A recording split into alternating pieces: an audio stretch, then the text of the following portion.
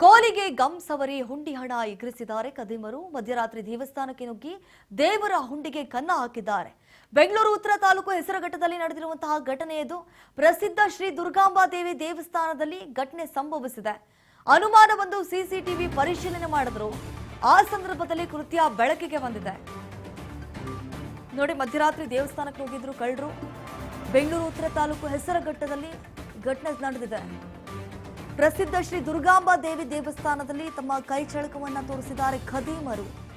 ಅನುಮಾನ ಬಂದು ಸಿಸಿಟಿವಿ ಪರಿಶೀಲನೆ ಮಾಡುವಂತಹ ಸಂದರ್ಭದಲ್ಲಿ ಅಕೃತ್ಯ ಬೆಳಕಿಗೆ ಬಂದಿದೆ. ಇಬ್ಬರು ಖತರ್ನಾಕ್ ಕಳ್ಳರ ಕೈ ಚಳಕ ಕ್ಯಾಮೆರಾದಲ್ಲಿ ಸೆರೆಯಾಗಿದೆ. ಸೋಲದೇವನಹಳ್ಳಿ ಪೊಲೀಸ್ ಠಾಣಾ ವ್ಯಾಪ್ತಿಯಲ್ಲಿ ನಡೆದಿರುವಂತಹ ಘಟನೆ. ಈಗ ಪೊಲೀಸರು ಕೂಡ ಹುಡುಕಾಟವನ್ನ ನಡೆಸಿದ್ದಾರೆ. ನೋಡಿ, ಕೆರೆಗೆ ಸಾಕಷ್ಟು ಜನ ಹೋಗ್ತಿರ್ತಾರೆ. ಹೇಳಿ ಕೇಳಿ, ಇದು ಪ್ರವಾಸಿ ತಾಣ ಬೇರೆ. ಇಲ್ಲಿ ಸಾಕಷ್ಟು ಸಿನಿಮಾ ಶೂಟ್ಗಳು ಕೂಡ ಆಗಿದ್ದಾವೆ. ಅಲ್ಲಿ ಒಂದು ದೇವಸ್ಥಾನ ಕೂಡ ಇದೆ. ಆ ದೇವಸ್ಥಾನಕ್ಕೆ ಸಾಕಷ್ಟು ಭಕ್ತರು ಕೂಡ ಹೋಗ್ತಾ ಇರ್ತಾರೆ. ಅಂಥದ್ರಲ್ಲಿ ಮತ್ತೆ ಅಲ್ಲಿ ಸಂಜೆ ಆದರೆ ಸಾಕು, ಯಾರೂ ಇರಲ್ಲ. ಇದನ್ನೇ ಬಂಡವಾಳ ಮಾಡಿಕೊಂಡು ಕಳ್ಳರು ಆ ದೇವಸ್ಥಾನದಲ್ಲಿ ಕಳ್ಳತನ ಮಾಡಿದ್ದಾರೆ. ಕೋಲಿಗೆ ಗಮ್ಮನ್ನ ಸವರಿ ಹುಂಡಿಯ ಹಣವನ್ನ ಎಗರಿಸಿದ್ದಾರೆ ಕದೀಮರು. ನೋಡಿ, ಮಧ್ಯರಾತ್ರಿ, ಸಂಜೆ ಅಂದ್ರೆ ಅಲ್ಲಿ ಯಾರೂ ಇರಲ್ಲ, ಇನ್ನು ಮಧ್ಯರಾತ್ರಿ ಕೇಳಬೇಕಾ?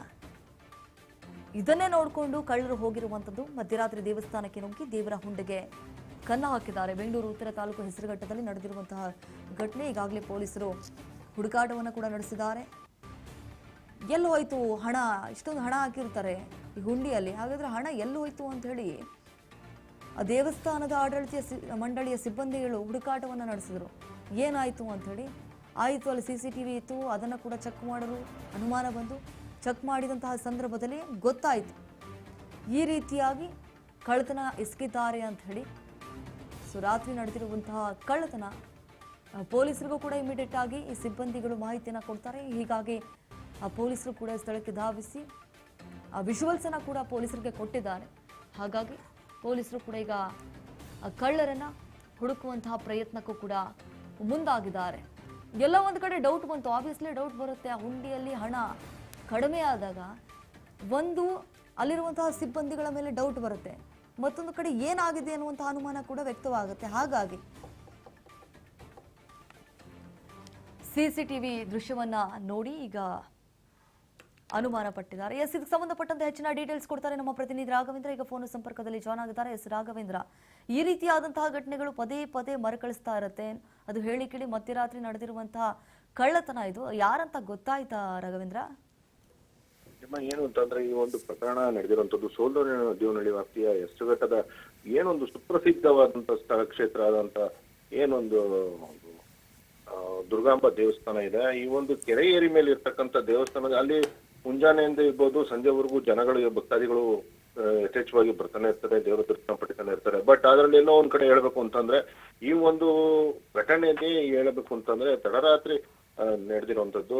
ಏನು ತಡರಾತ್ರಿನಲ್ಲಿ ಏನು ಏಕಾಏಕಿ ಬಂದಂತ ಇಬ್ಬರು ಕಳ್ಳರು ಒಂದು ದೇವಸ್ಥಾನದ ಬೀಗವನ್ನ ಹೊಡೆದು ಹುಂಡಿಯಲ್ಲಿರ್ತಕ್ಕಂಥ ದುಡ್ಡನ್ನ ಎಗರಿಸೋದಕ್ಕೆ ವಿಶೇಷವಾಗಿ ಹೇಳ್ಬೇಕು ಅಂತಂದ್ರೆ ಯಾವ ರೀತಿ ಯೋಜನೆ ಮಾಡಿದ್ರು ಅಂತ ಹೇಳಿದ್ರೆ, ಒಂದು ಕಡ್ಡಿನಲ್ಲಿ ಗಮ್ಮಟ್ಟು ಅದನ್ನ ಹಣವನ್ನ ಎತ್ತುವಂತ ಕೃತ್ಯವನ್ನ ನಡೆಸ್ತಾರೆ. ಈ ಒಂದು ಪ್ರಕರಣ ಯಾವುದೇ ಕಾರಣಕ್ಕೂ ಯಾರಿಗೂ ಗೊತ್ತಾಗಲ್ಲ ಅನ್ನೋ ರೀತಿನಲ್ಲಿ ಏನ್ ಬಂದ್ರು ಹೊಡೆದಿದ್ರು, ಬೀಗ ಹೊಡೆದಿದ್ರು ಕೂಡ ದೇವಸ್ಥಾನದಲ್ಲಿ ಏನೂ ಹೋಗಿಲ್ಲ ಅನ್ನೋ ರೀತಿನಲ್ಲಿ ಒಂದು ಯೋಜನೆಯನ್ನ ರೂಪಿಸ್ಕೊಂಡು ಈ ಒಂದು ಹಣವನ್ನು ಎತ್ತಿರುವಂತದ್ದು. ಯಾಕೆ ಹುಂಡಿಯಲ್ಲಿ ಇರ್ತಕ್ಕಂಥ ಹಣ ಎಲ್ಲೋ ಕಮ್ಮಿ ಆಗಿದೆಯಲ್ಲ ಅಂತ ಹೇಳಿ ಅನುಮಾನ ಬಂದು CCTVಯನ್ನ ಪರಿಶೀಲನೆ ಮಾಡಿದಾಗ ಈ ಒಂದು ಕೃತ್ಯ ಬೆಳಕಿಗೆ ಬಂದಿರುವಂತದ್ದು ದೀಪ. ಅಲ್ಲದೆ ಈ ಒಂದು ಪ್ರಕರಣ ಸಂಬಂಧ ಸೋಲದೇವನಹಳ್ಳಿ ವ್ಯಾಪ್ತಿಯ ಪೊಲೀಸ್ ಠಾಣೆಯಲ್ಲಿ ಪ್ರಕರಣ ದಾಖಲಾಗಿದ್ದು ಸಾಕಷ್ಟು ತನಿಖೆಯನ್ನು ನಡೆಸ್ತಾ ಇದ್ದಾರೆ. ಸದ್ಯ ಆರೋಪಿಗಳು ಯಾರು ಸದ್ಯದಲ್ಲಿ ಸಿಕ್ಕಿಲ್ದಲ್ಲೇ ಇದ್ರು ಕೂಡ ಈ ಒಂದು ಪ್ರಕರಣ ದಾಖಲಿಸಿಕೊಂಡು ಪೊಲೀಸರು ಈಗಾಗಲೇ ಬಲೆ ಬೀಸಿದ್ದಾರೆ ಆರೋಪಿಗಳಿಗೆ. ಓಕೆ ರಾಘವೇಂದ್ರ, ಥ್ಯಾಂಕ್ ಯು ತಮ್ಮ ಮಾಹಿತಿಗಾಗಿ.